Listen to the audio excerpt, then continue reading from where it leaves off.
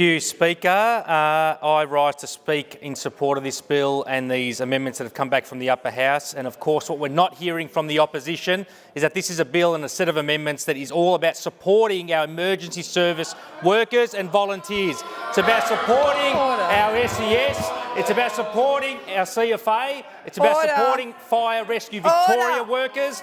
It's about supporting Emergency Management Victoria workers. It's about supporting 000 Victoria workers, particularly the frontline workers, call takers and dispatchers at the front line, at the coalface of the emergency services network. And it's about supporting the workers at the front line of the State Control Centre. It's a bill that's about helping keep Victorians safe.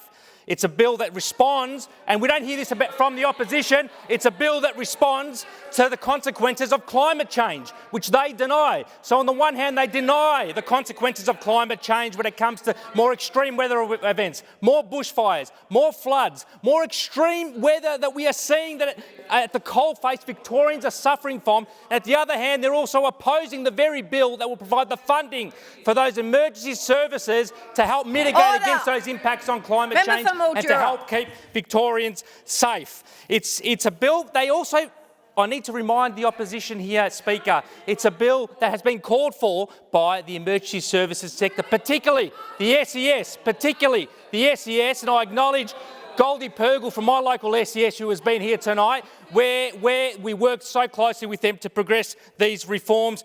And there are a number of amendments, obviously, that have returned from the upper house, all of which I refer to the opposition to my previous colleagues who've made the contribution that have detailed those extensive amendments that all provide a balanced, proportionate and fair way to progress this bill going forward, to keep Victorians safe, to support our emergency workers, but also to combat and mitigate against the impacts of climate change. I commend the amendments.